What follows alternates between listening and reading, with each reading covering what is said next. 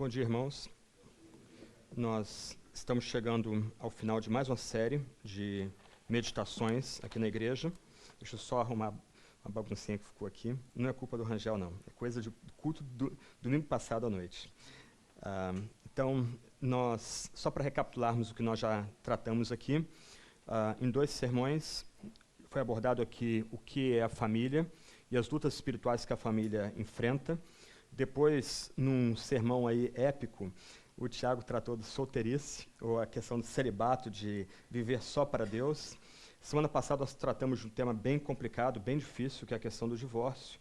E hoje nós encerramos essa série tratando de outro tema também importante, que é criar filhos para a glória de Deus. Eu vou usar como texto básico Deuteronômio capítulo 6, versos 4 a 9, 12 e 13. Semana passada eu não usei NVI, tentei assim fazer uma mensagem subliminar, mostrando um pouquinho da superioridade da Almeida 21, mas eu fui enquadrado essa semana, então vou usar NVI agora de manhã. Obviamente me prometeram uma Bíblia bonita, capa de couro, né, senhor Tiago? Ok, vamos lá. Deuteronômio 6, versos 4 a 9, depois 12 a 13, você tem um texto aí no quadro também. Só para você entender o contexto aqui dessa passagem bíblica, Deuteronômio significa repetição da lei, ou segunda lei. O povo foi liberto da escravidão do Egito, 400 anos de escravidão. Quando eles começam a gemer por conta da dureza da escravidão, o texto vai dizer que o Senhor, Yahvé, aquele que ele desce dos céus e com um braço forte ele tira o povo do Egito. Ele esmaga as divindades do Egito, ele literalmente destrói o Egito como entidade política, social, econômica, e dessa forma o povo é liberto. Só que rapidamente o povo começa a pecar, e no momento chave da história, contra o bom conselho dos espias Josué e Calebe, o povo resolve desobedecer a Deus e não tomar a terra da promessa. E com isso o povo é lançado num período de 38 anos de peregrinação no deserto, de tal forma que, com exceção de Josué e Calebe e sua família, toda aquela geração que saiu do Egito, que viu os sinais e prodígios que o Senhor, Deus, operou no Egito, aquela geração morre toda no deserto. Agora, essa nova geração, com exceção de Josué, Calebe e suas famílias, eles param na margem do rio Jordão, antes de atravessar para a terra da promessa, e Moisés agora começa a recapitular para uma nova geração tudo aquilo que Deus ensinou no Monte Horebe, lá no Sinai, quando ele entrou numa aliança, num pacto com toda a nação que deveria ter entrado na terra da promessa. Então, Deuteronômio, todo o livro, sim, é um livro que descreve esse momento ímpar na história de Israel.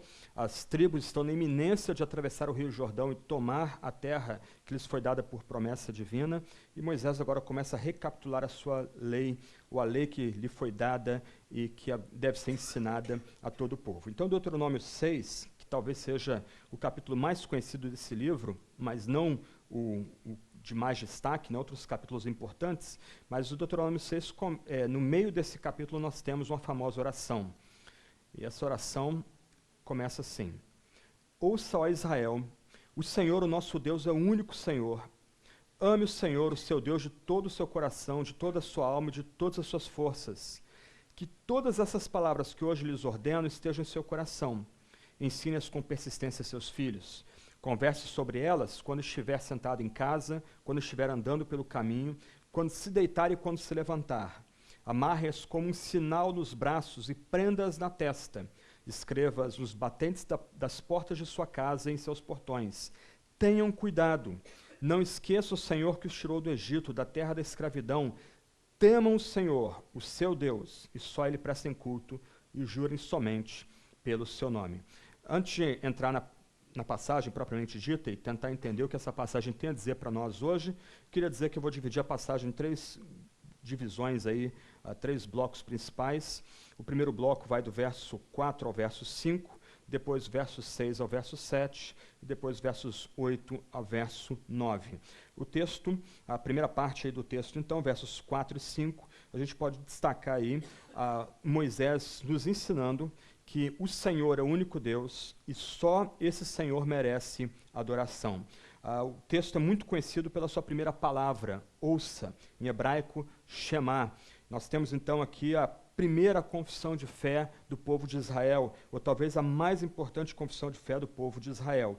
A confissão de fé é: ouça, ó Israel, o Senhor, o nosso Deus, é o único Senhor. Em hebraico é Shema Israel, Adonai Eloheinu, Adonai Echad. Ouça, Israel, o Senhor nosso Deus é o único Senhor. Se Deus é único, se Ele é o único Senhor, então só Ele merece a nossa adoração. Os israelitas oram essa oração todo dia, manhã e noite. Ela é unida a mais duas outras passagens bíblicas, Deuteronômio 11, 13 a 21, também Números 15, versos 37 a 41.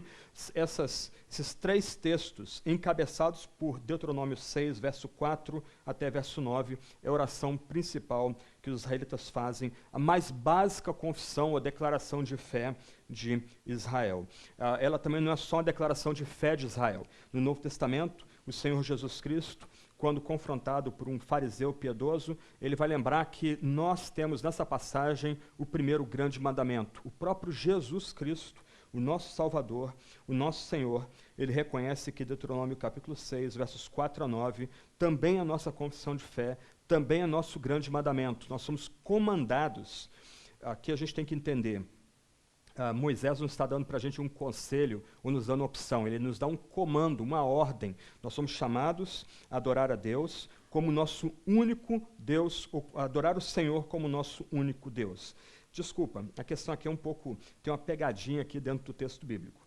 Se você notar, e isso não entrou aqui no quadro, mas em nossas traduções, seja a NVI, Almeida 21, Almeida Revista Atualizada, as boas traduções que temos aqui, a palavra Senhor ela é grafada em versalete. Ela tem um tipo diferente das outras palavras que você tem no texto. Por quê? Porque a palavra Senhor aí é um tipo de interpretação da palavra Yahvé que se encontra no texto original. Lembra que quando Deus se apresenta para Moisés, ele naquele momento ali no deserto, enquanto a sarça ardia e não se consumia, ele se apresenta como o Senhor, como Yahvé, como aquele que é, eu sou o que sou, te envia para falar a Faraó. Deus, ele dá o seu nome especial, ele revela o seu nome especial para seu servo Moisés. Como os judeus piedosos não citam o nome de Yahvé, então no lugar dele é colocado Senhor como grafado. O que o texto quer lembrar, e Jesus frisa isso no Novo Testamento, tanto em Marcos como em Lucas, é que Yahvé, o eu sou, aquele que se revelou a Moisés na sarça ardente e depois veio ao povo em pacto no Sinai, esse é o único Deus. Aqui um comentário lateral, alguns teólogos, por uma questão politicamente correta, tendem a tentar dizer que Alá, o Deus dos muçulmanos, e Yahvé, o Deus hebreu, são o mesmo Deus, que se tenha simplesmente palavras diferentes para designar o mesmo Deus. De jeito nenhum. O Deus que vem a nós na Sagrada Escritura, ele não é só todo-poderoso, ele não é apenas o Rei do Universo, como Alá é revelado, mas ele também é misericordioso, ele é bondoso, ele é amoroso, ele é o Deus do pacto, o que Alá não é. E Deus é Deus dessa categoria porque ele se revela assim na Sagrada Escritura, e a gente vai entender que no Novo Testamento, da forma mais profunda, esse único Deus, esse que é o eu sou, é também Pai, Filho e Espírito Santo. Mas eu não tenho como desenvolver o ponto aqui.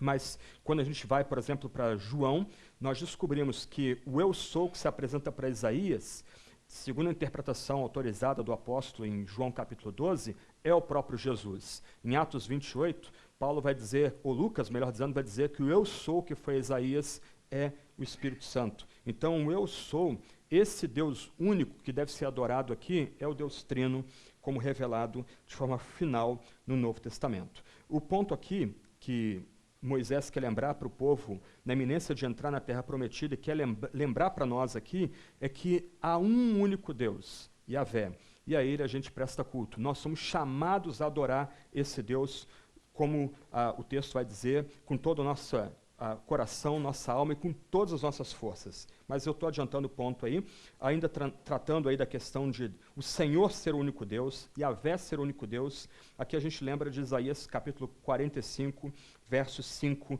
a 7. O profeta está rememorando a destruição de Jerusalém.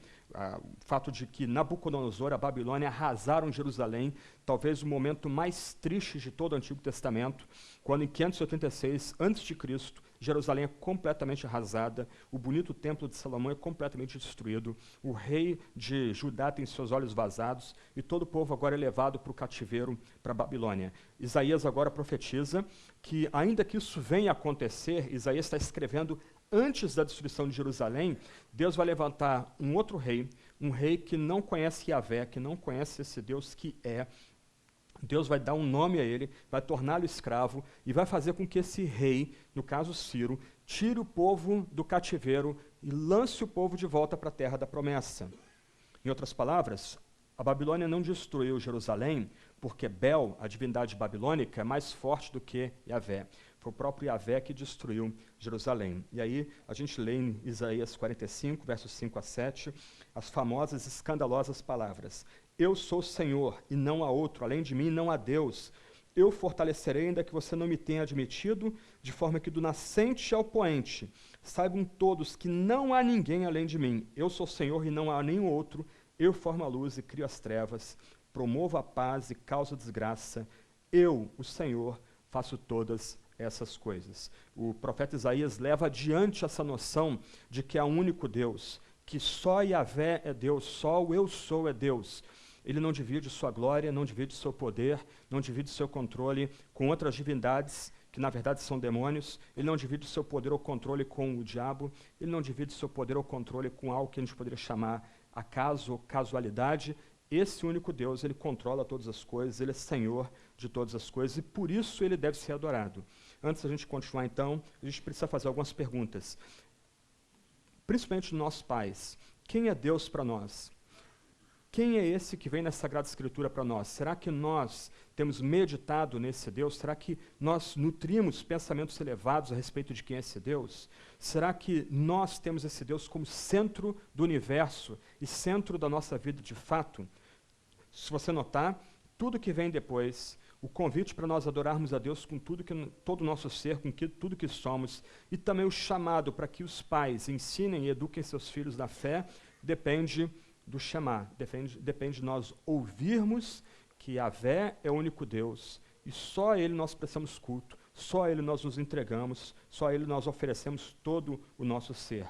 Será que nós podemos experimentar uma expansão de mente, um coração dilatado, na medida que a gente medita que Yahvé, esse Deus que é único, Pai, Filho, Espírito, Ele também é amor, Ele também é bondade, Ele que é soberano também é santo? Será que a gente pode experimentar nossa mente como que ampliando na medida que a gente começa a meditar na grandeza desse Deus, não só na soberania dEle, mas no cuidado que Ele tem por nós, seu povo? Ok, posto isso, então nós somos convidados agora a render tudo que somos a esse Deus único. O texto fala que a gente deve adorar e amar a Deus de todo o coração, de toda a nossa alma e com todas as nossas forças.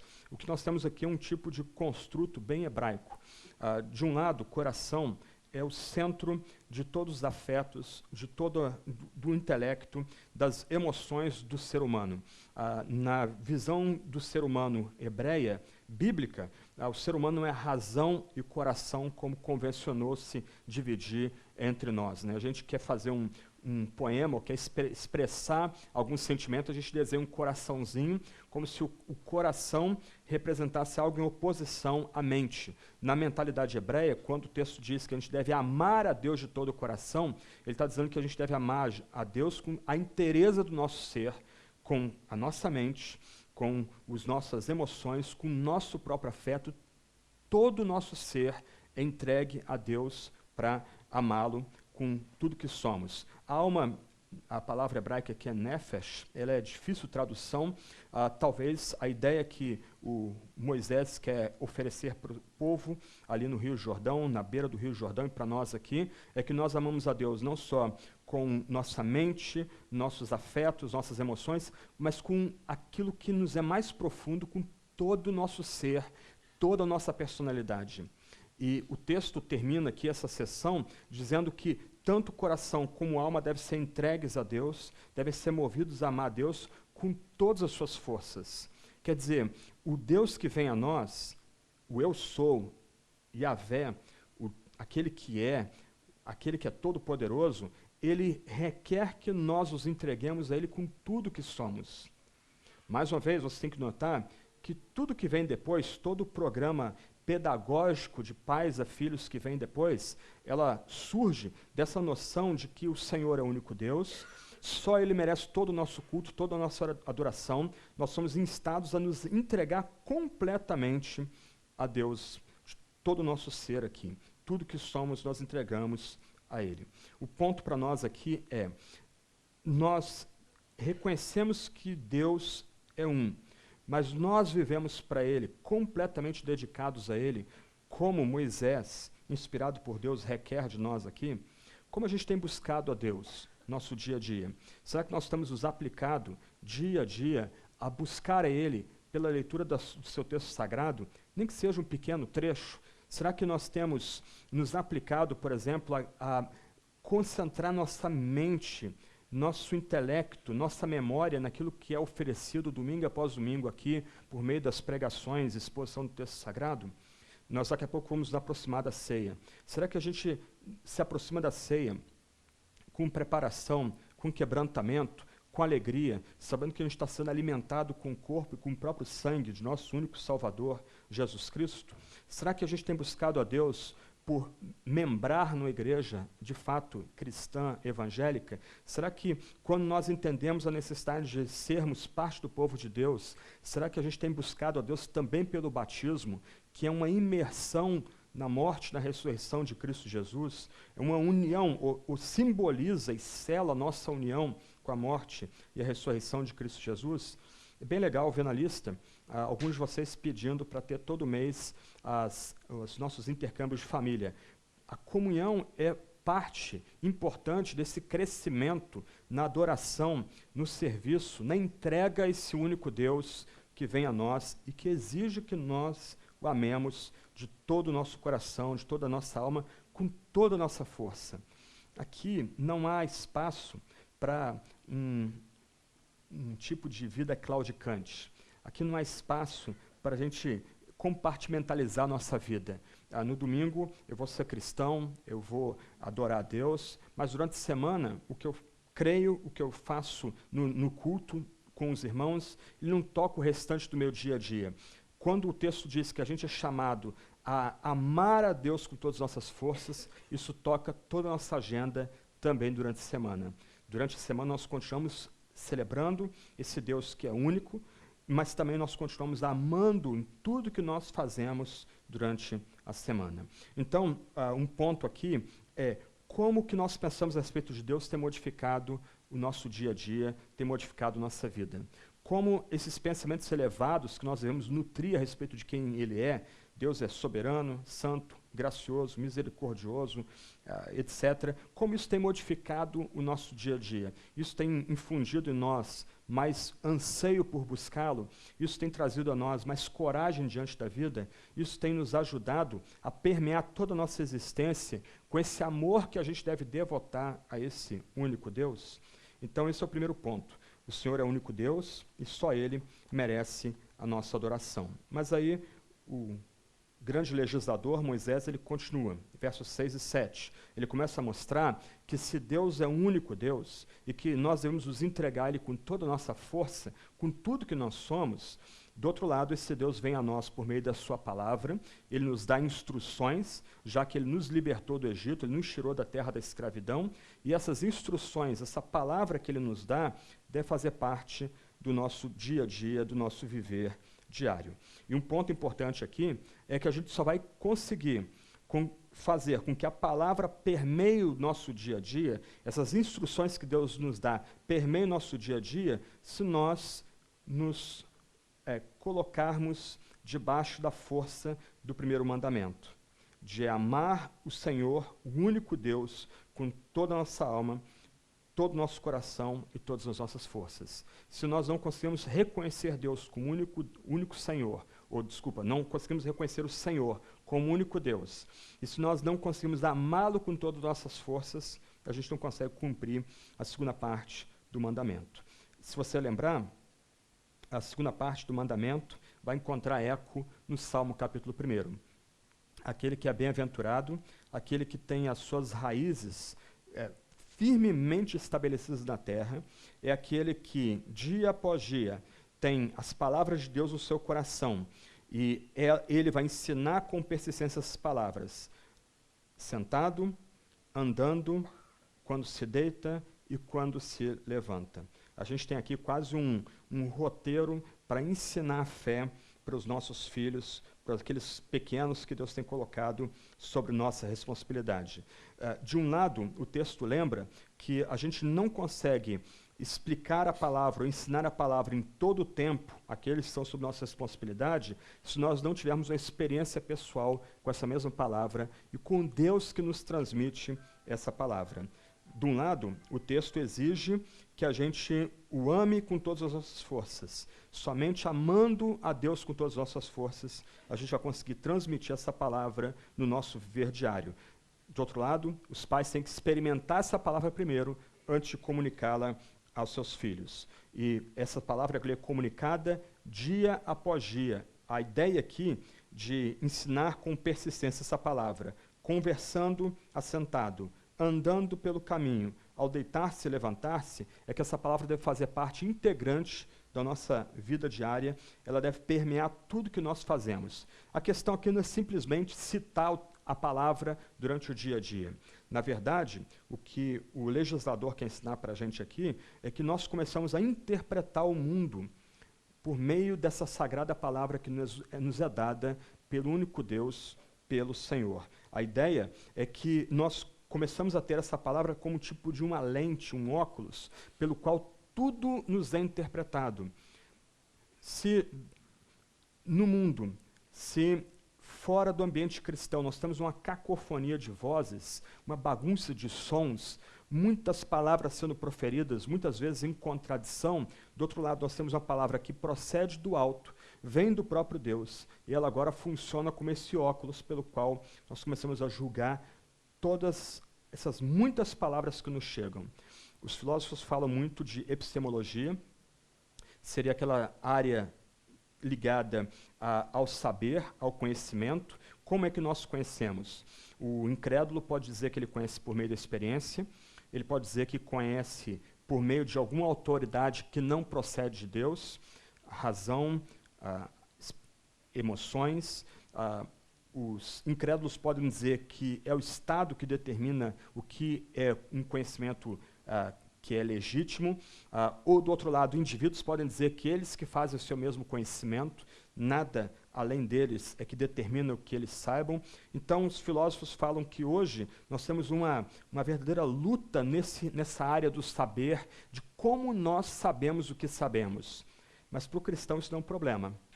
Para o cristão, Deus falou, e assim a gente sabe, assim a gente conhece. Deus proferiu sua palavra sagrada. Ela agora se torna não só uma âncora firme para nós, no meio dessa confusão de muitas vozes, mas a palavra agora se torna também esse óculos, essa lente, pelo qual a gente interpreta todas as vozes que nos chegam, para saber qual é aquela voz que procede de Deus e quais são aquelas vozes que não procedem dele, e por isso devem ser retiradas ou devem ser lançadas para o lado. O que o legislador lembra aqui é que o que Deus exige de nós em aliança, e se nós somos tirados da terra da escravidão, nós estamos já debaixo dessa aliança sagrada com Deus, deve ser assunto de conversa em todo o tempo.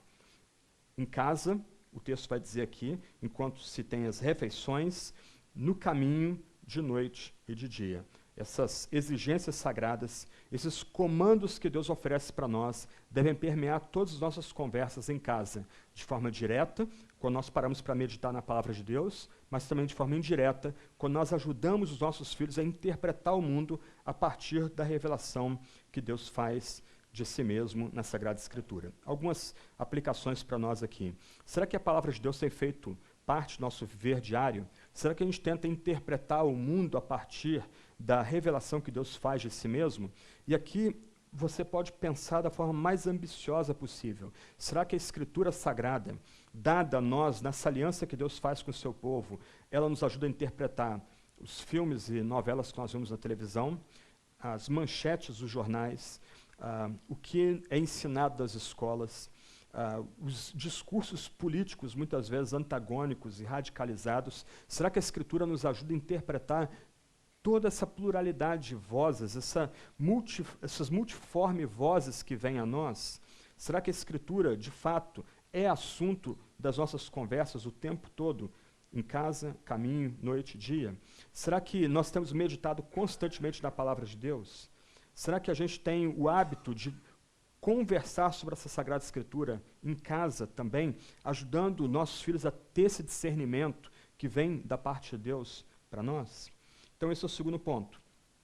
Se no primeiro ponto nós somos chamados a adorar o Senhor como único Deus vivo, nos entregar a Ele com todo o nosso ser, no segundo ponto, a gente lembra que a palavra que vem do Deus vivo, essa aliança que Deus estabelece conosco, registrada na palavra, deve fazer parte do nosso viver diário. Terceiro ponto, versos 8 a 9, Moisés começa a mostrar que essa palavra deve ser demonstrada como exemplo vivo. De um lado, a gente deve conversar sobre essa palavra quando a gente está sentado em casa, andando pelo caminho, quando se deita, quando se levanta, e a gente deve retratar esse anseio pela palavra, essa dedicação pela palavra do Senhor que vem a nós de forma pictória. Os judeus, a partir desse Shema, a partir dessa confissão de fé, eles começaram a usar uma série de recursos visuais para que as pessoas pudessem fixar pictoriamente a importância dessa palavra e como essa palavra deveria nortear tudo que a gente faz no nosso dia a dia. Por exemplo, os judeus piedosos, eles colocaram dentro de 2 caixinhas de couro, chamadas tefilim, uma tradução aí seria filactérios, 4 trechos da Torá, 4 trechos que a gente encontra no Pentateuco, nesses textos fundantes da Bíblia, de Gênesis a Deuteronômio. São os textos de Êxodo 13, 1 a 10, Êxodo 13, 11 a 16, Deuteronômio 6, 4 a 9, que nós estamos lendo aqui, Deuteronômio 13, 11, versos 13 a 21. Esses 4 pequenos fragmentos serão colocados nessas 2 caixinhas de couro. Como você tem a imagem aí, um militar meditando na lei, na instrução, a Torá, que é o Pentateuco, uma caixinha era amarrada com tiras de couro no alto da testa, e outra, você nota aí, é colocada no lado esquerdo, no braço esquerdo, muito próximo do coração. A ideia não é apenas enquanto se senta na mesa, se conversa da lei, enquanto anda pelo caminho, se conversa da lei, ao se deitar ou levantar, se conversa da lei, mas o ponto aqui é, de forma pictória, mostrar um exemplo vivo, mostrar essa lei de Deus controlando os pensamentos e sentimentos da pessoa. Tudo que ela pensa, tudo que ela quer sentir, seus afetos, estão controlados por essa lei dada pelo próprio Deus vivo. Os tefilim são usados por todos os homens judeus durante todas as suas orações matutinas, exceto o Shabá, exceto nas festas santas, porque o Shabá e as festas já são momentos propícios, dados pelo próprio Deus ao povo do pacto, para meditar na palavra sagrada. Eles também colocam 2 passagens da Torá, do Pentateuco, Deuteronômio 6, 4 a 9, que nós estamos meditando, Deuteronômio 11, 13 a 21, em uns recipientes pequenininhos, são mais ou menos desse tamanho. E eles são colocados, pode avançar mais um slide aqui, nessa posição, inclinados, em mezuzás. A ideia é que, saindo de casa ou voltando para casa, o judeu piedoso toque na lei afixada nos umbrais das portas. Lembra? Olha o que o texto diz, verso 7. Converse sobre elas, sobre essas palavras da aliança que Deus tem dado, quando estiver sentado em casa, quando estiver andando pelo caminho, quando se deitar e quando se levantar. Amarre-as como sinal nos braços e prenda-as na testa. Escreva-as nos batentes das portas de sua casa e em seus portões. Então, de forma muito criativa, os judeus piedosos, seguindo essa instrução dada por Moisés, tentaram retratar o papel norteador, o papel de comando do livro da aliança de forma pictória. No tempo da oração, colocando-a numa caixinha, num filactério na cabeça e no braço esquerdo, na altura do coração. Também colocando esses textos representativos e que resumem tudo que Deus requer da gente, em todo o Pentateuco, num tipo de recipiente, mezuzá, que é colocado no umbral da porta. A ideia aqui é que esses sinais que representam toda a lei seriam pictoriamente colocados diante de todas as pessoas de Israel, inclusive crianças, para que quando eles olhassem, seja para os tefilins, seja para o mezuzá, eles se lembrassem de todo o conteúdo da lei. Deus tirou todo o seu povo com o braço forte do Egito. Esse Deus, que é o único Senhor, que é Yahvé, que é o Eu Sou, o Deus que veio a Moisés no deserto, na sarça que ardia e não se consumia. E esse Deus que tirou o povo do Egito, ele também faz exigências agora para esse povo liberto, esse povo que foi salvo da escravidão. Os judeus piedosos, eles tinham uma paixão para ensinar os seus pequenos no livro da lei. E eles recorreram, de forma bem literal, usando a passagem aqui de Deuteronômio 6, versos 8 e 9, a elementos pictórios que pudessem destacar esse amor pela lei, esse amor pelas instruções pactuais de Deus para todo o povo, sobretudo para aqueles em casa. Hoje nós temos uma série de recursos que a gente pode usar para educar os nossos filhos. A gente tem livros nos instruindo sobre como fazer um culto doméstico, nós temos cânticos adaptados às crianças e filhos mais velhos, nós temos bíblias ilustradas, e é um costume aqui oferecermos para os pais, quando apresentam seus filhos e consagram seus filhos a Deus, essas bíblias ilustradas para eles, para que desde pequenos as crianças sejam educadas na fé. Nós temos manuais de doutrina adaptados para crianças, revistas devocionais, desenhos, filmes. Será que a gente tem usado criativamente esses recursos para instruir os nossos pequenos na fé desde cedo? Como nós empregamos nossa criatividade para que os nossos filhos, nossas conversas, nossas caminhadas com eles, ao deitarem, se levantarem, eles ouçam, eles se coloquem debaixo do comando dessa lei dada por Deus lá na entrada, nas vésperas de entrar na terra da promessa, mas eram leis que já haviam sido dadas no Sinai e que deveriam ser inculcadas nos filhos desde cedo. Como é que a gente tem usado a criatividade que Deus nos dá? Nós hoje temos muito mais recursos do que os judeus, quando saíram do Egito, tinham para dar a lei, oferecer a lei para os pequenos. Como é que a gente tem empregado nossa criatividade em levá-los a meditar na lei?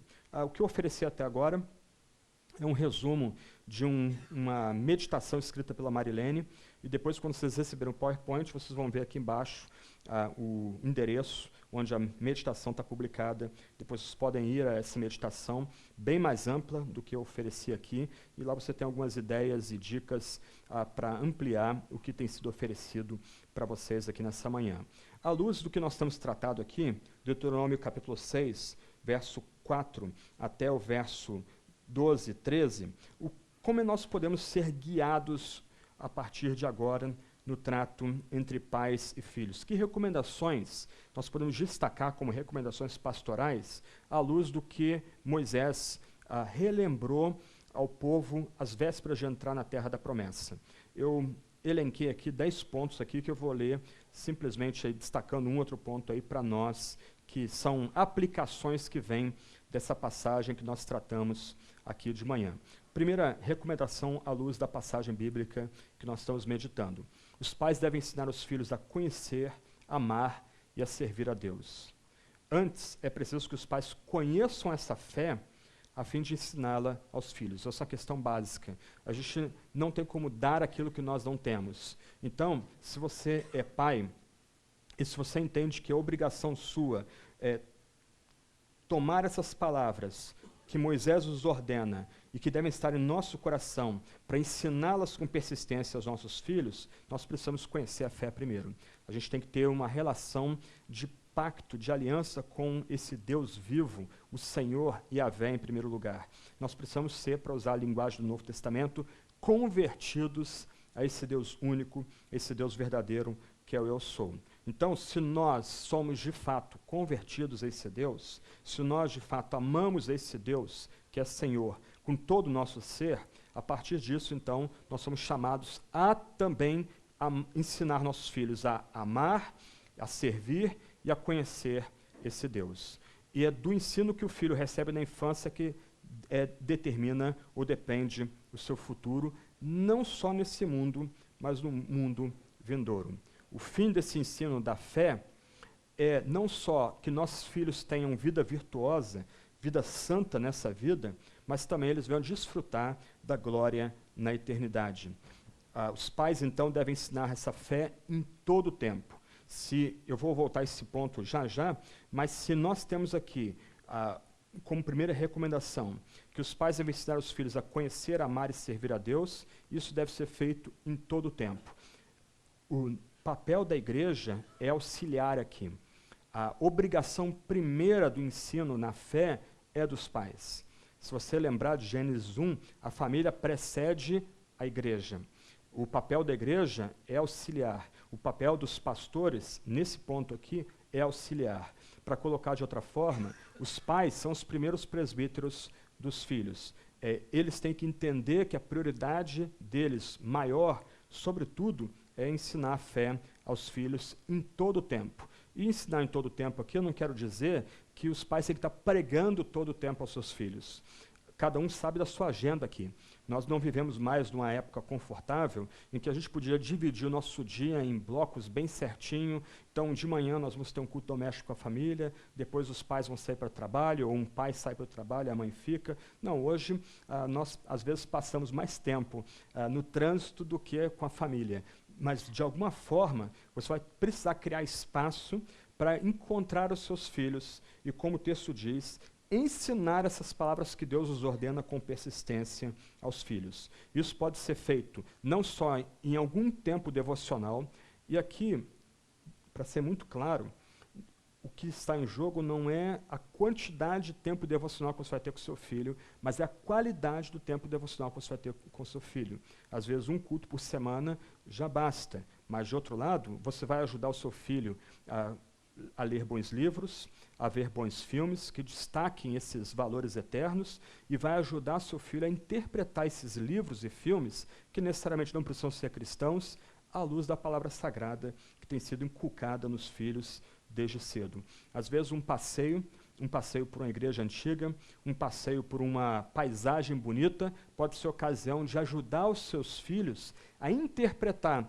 uma bela construção, uma paisagem estonteante que tira o fôlego da gente, o degradê do verde, a partir do fato de que Deus é Criador e Deus merece culto e Deus merece ser adorado. Mais uma vez, a gente não precisa ficar pregando todo o tempo, abrindo a Bíblia todo o tempo para o filho, mas a gente pode ajudar os filhos a refletir o mundo a partir do culto que nós oferecemos a Deus como único Deus vivo e verdadeiro. Segundo ponto, a gente deve priorizar a formação dos filhos na fé.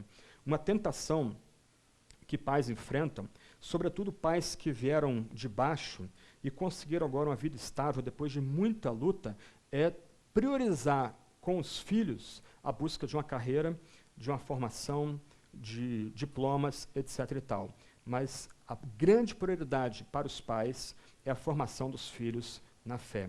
De que adianta o filho ser um profissional de sucesso, ter diplomas, se ele está afastado do cristianismo e da fé cristã, se ele não adora o Senhor como o único Deus vivo e verdadeiro? A grande prioridade dos pais, e tudo mais está subordinado a isso, carreira, estudos, família, é a formação dos filhos na fé. Deve-se, então, cuidar dos filhos, e esse é um trabalho para a vida toda. Ou melhor, deve-se cuidar da fé dos filhos, e esse é um trabalho para a vida toda. Toda a vida dos pais tem que ser estruturada sobre o fato de que, sobretudo, os filhos devem ser levados a ter um encontro com Deus. Mais uma vez, tudo mais é subordinado. Aqui eu lembro de Branca de Castela, uma das grandes rainhas de França. Ela foi rainha consorte, inclusive, quando o seu famoso filho foi para as cruzadas, para a 8ª e para a 9ª cruzada. O seu famoso filho é o rei Luís IX de França. foi canonizado pela Igreja Católica, tratado como santo. Ele foi um dos grandes reis de França. Só o dedo mindinho dele está sepultado em Saint-Denis, em Paris. Mas a rainha Branca de Castela dizia para o seu filho: meu filho, eu prefiro te ver morto no meu braço do que em estado de pecado. Esse tipo de anseio é que deve permear a paternidade, o nosso anseio por cuidar dos nossos filhos. O que é mais importante, nosso legado mais importante, não é dar carreira, não é dar diplomas para os filhos, mas levá-los à fé e levá-los a crescer na fé e orar, se possível, como Branca de Castela: meu filho, eu prefiro te ver morto no meu braço que se em estado de pecado. Ou como alguns reformadores oravam, que eles preferiam morrer a trazer desonra para Deus também na educação dos filhos. Então, educar na fé é o principal investimento que os pais podem trazer para os seus filhos. Tudo mais está subordinado a esse segundo princípio. Tudo mais que a gente tente fazer pelos nossos filhos está subordinado a esse princípio. Algumas vezes nós pais seremos tentados a reproduzir nos nossos filhos aquilo que nós gostaríamos que nós tivéssemos sido. Isso também vai ser um erro. Mais uma vez, até mesmo nossos sonhos para os nossos filhos têm que estar subordinados à prioridade da formação deles na fé. Eles têm que ser levados a crescer na fé. A gente prefere vê-los mortos do que em estado de pecado. Terceiro ponto, aqui a gente é chamado a ser modelo de fé para os nossos filhos. Quando os pais oram, os filhos aprendem a orar. Quando os pais leem as Escrituras, os filhos aprendem a importância da Bíblia. Os pais devem ser espelhos para seus filhos. E como esse ponto aqui é difícil para nós pais. Muitas vezes a gente é levado à ira, à falta de paciência, mas nós também devemos mostrar aos nossos filhos que nós os quebrantamos, que nós somos pecadores, carentes da graça divina, para que eles também aprendam a depender da graça divina, aprendam a depender de Deus em todo o tempo. Quarto ponto, a gente deve disciplinar os nossos filhos. E geralmente a gente pensa em disciplina como tapas e espancamentos ou alguma coisa desse gênero. Eu acho tão curioso que nossa geração tem pavor à disciplina, mas eu não me lembro de uma varada que eu tenha tomado que eu não tenha merecido. Às vezes minha mãe não sabia porque estava me batendo, mas eu sabia porque estava apanhando. Mas a disciplina nunca faz mal a ninguém, muito ao contrário. Nós somos chamados como pais a dar limites para os filhos. E você pode depois ver alguns textos bíblicos de Provérbios. A Escritura tem vários textos lembrando que nós somos chamados a dar limites, a impor limites para nossos filhos. Aqui é uma questão muito pessoal dos pais e os filhos. É necessário encontrar uma dinâmica entre ambos e junto com os filhos. Lembrando que algumas vezes os filhos são muito espertos, eles são exímios em jogar o pai contra a mãe contra o pai, eles são ótimos nisso, desde a mais pequena, mais tenra idade, uma prova do pecado original, mas é necessário a gente oferecer limites aos filhos, a fixar limites aos filhos. A Bíblia tem vários exemplos de famílias que foram simplesmente destruídas porque os pais não disciplinaram, não impuseram limites aos seus filhos. Talvez o caso mais chocante seja Eli, o grande juiz de Israel, foi juiz em Israel durante 40 anos, mas ele morreu completamente em desgraça familiar, porque ele não ofereceu limites aos seus 2 filhos sacerdotes.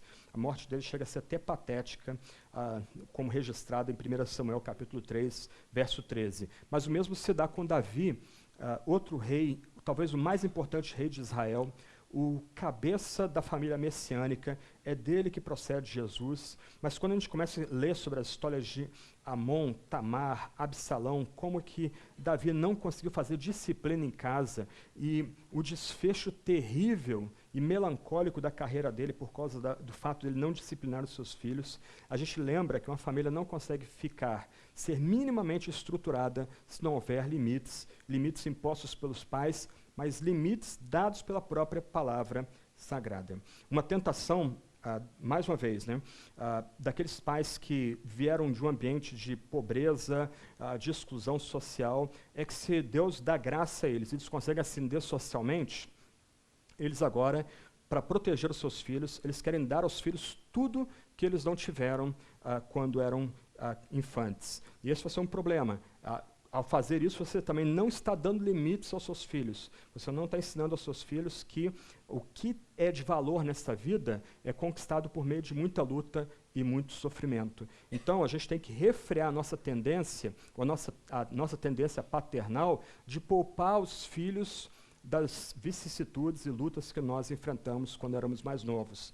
A gente, ao dar tudo que os filhos pedem, a gente não vai estar disciplinando-os como deveria. Quinto ponto, a gente deve tratar os filhos com respeito.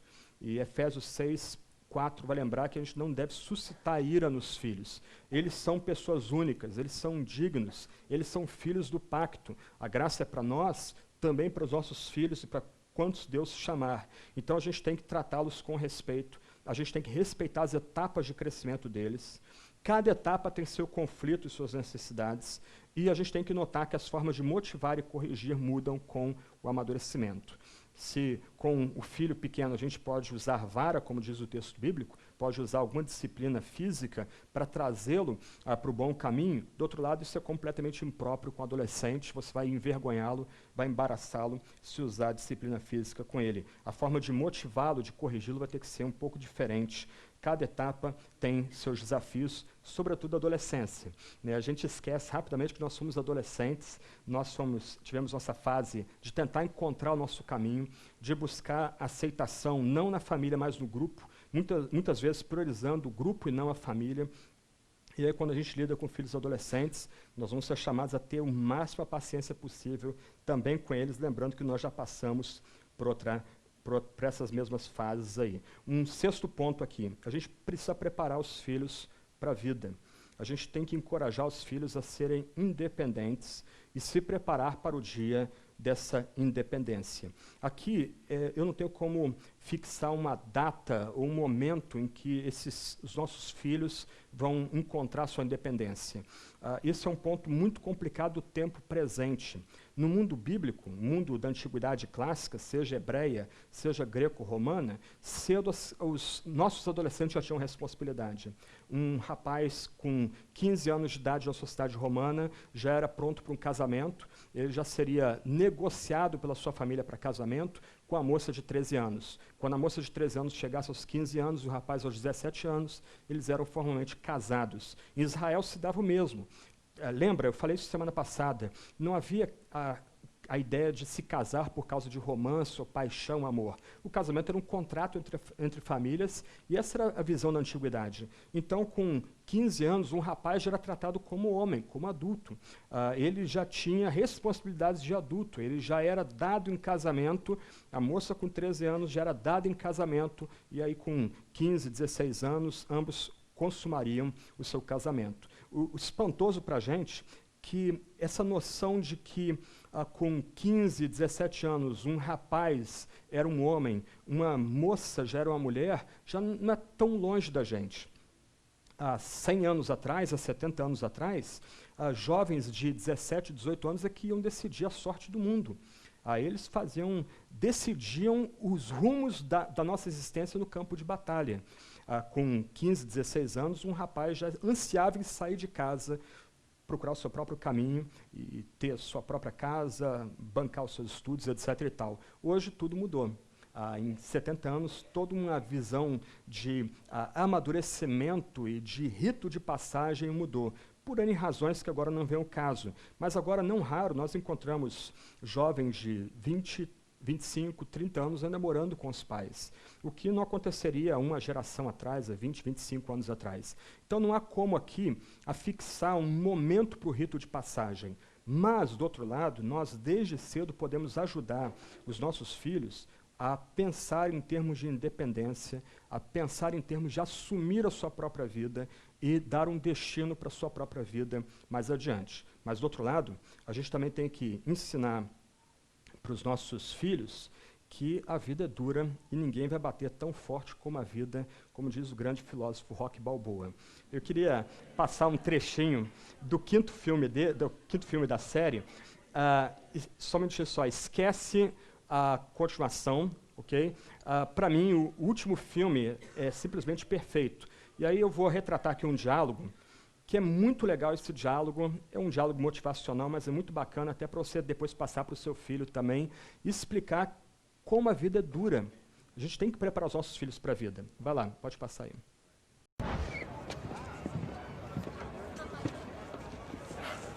Então vai lutar mesmo. Bom, começa a treinar amanhã. Ok. Eu fiz uns contatos. Posso ganhar algum dinheiro nisso. Publicidade. Com certeza, faça isso. Obrigado. De nada. Tchau. Você está nervoso com a luta? Tô assustado. Não parece. Eu não posso aparentar. Então você não tem que lutar. Mas eu acho que tem. Olha, viver com você não foi nada fácil. As pessoas me veem, mas pensam em você. Agora, com tudo isso de novo, vai acabar sendo muito pior. Não tem que ser, filho. Ah, mas vai ser. Por quê? Você tem muita coisa. O quê? Meu sobrenome? Foi por isso que arranjei um emprego decente. Por isso que as pessoas me tratam bem desde o começo. Agora eu começo a conseguir as minhas coisas. Eu começo a conseguir tudo sozinho. E isso acontece. Eu estou pedindo um favor a você. Desista dessa luta. Isso vai acabar muito mal pra você e vai acabar muito mal pra mim. Acha que eu prejudico você? Acho. Tá me prejudicando. Essa é a última coisa que eu quero na vida. Eu sei que você não quer fazer isso, mas é exatamente o que está fazendo. Não liga pro que as pessoas pensam. Não te incomoda que as pessoas fiquem fazendo piadinhas de você e eu vou estar incluído nisso. Acha que isso está certo? Você acha?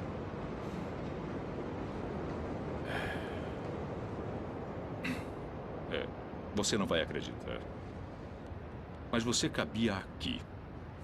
Eu segurava você e dizia para sua mãe: esse menino vai ser o melhor menino do mundo. Esse menino vai ser melhor do que qualquer um que conhecemos. E você cresceu bom, maravilhoso. Foi muito legal ver você crescer. Foi um privilégio. Aí chegou a hora de você ser adulto e conquistar o mundo. E conquistou. Mas em algum ponto desse percurso, você mudou. Você deixou de ser você. Agora deixa as pessoas botarem o dedo na sua cara e dizerem que você não é bom. E quando fica difícil, você procura alguma coisa para culpar. Como uma sombra. Eu vou dizer uma coisa que você já sabe. O mundo não é um grande arco-íris. É um lugar sujo, é um lugar cruel, que não quer saber o quanto você é durão. Vai botar você de joelhos e você vai ficar de joelhos para sempre se você deixar.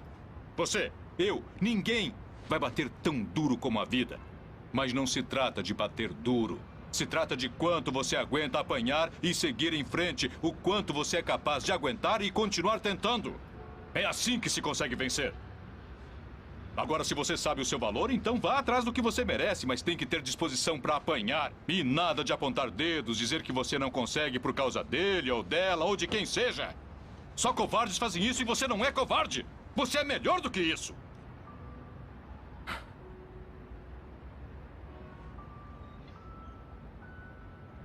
Eu sempre vou amar você acima de tudo. Aconteça o que acontecer. Você é meu filho, é meu sangue. Você é a melhor coisa da minha vida.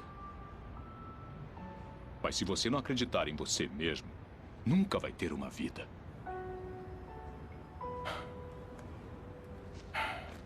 Não esqueça de visitar a sua mãe.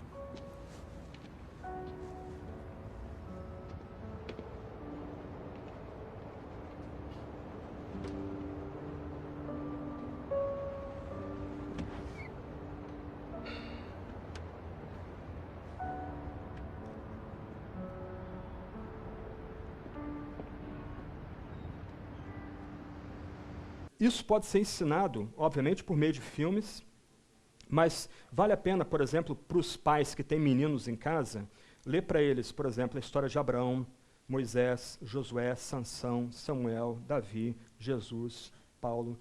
Para os pais que têm meninas em casa, ler sobre a vida de Sara, Ana, Débora, Ruth e Noemi, Abigail, Uda, Esther, Maria, Priscila. E o meu ponto aqui é que você não deve ler essas histórias de forma moralista. Essa é a nossa tendência aqui. Mas é mostrar que cada um desses personagens, eles foram esmurrados pela vida, mas, e aí entra o sétimo ponto, eles descansaram na graça de Deus. De muitas formas, esses personagens masculinos e femininos aprenderam que o mundo, de fato, é um campo de batalha, não é um hotel.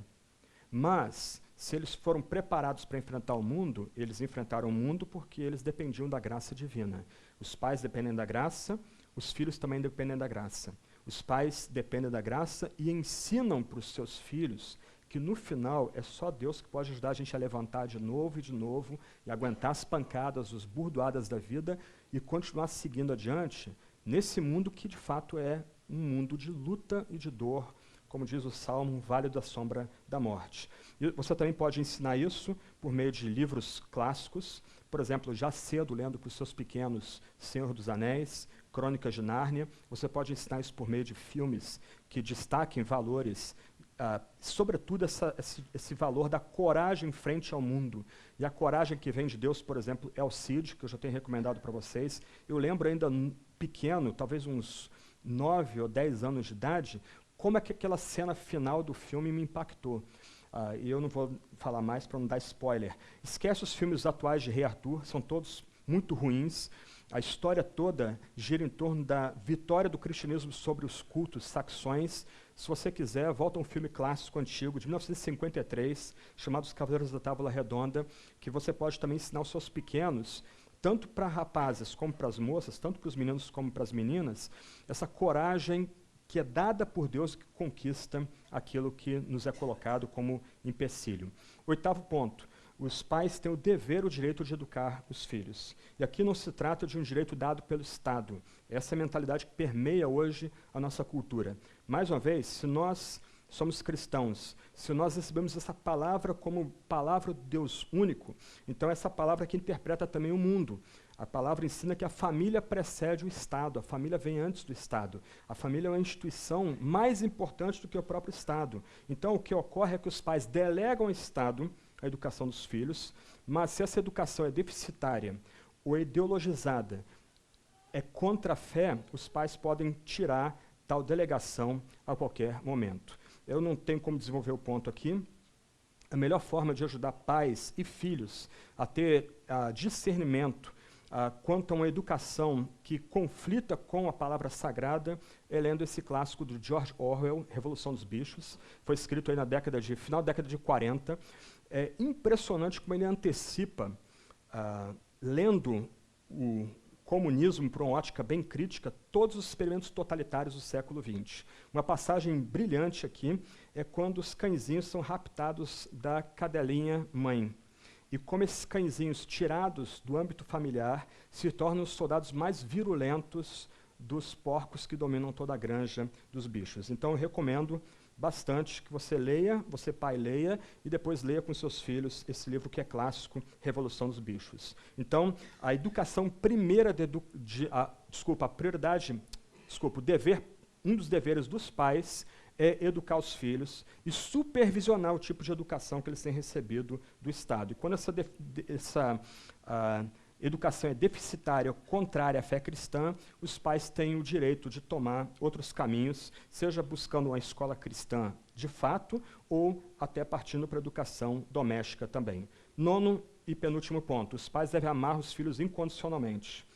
E ser pai é experimentar mais ou menos o que Deus experimenta pela gente, ou Deus experimenta na sua relação com a gente.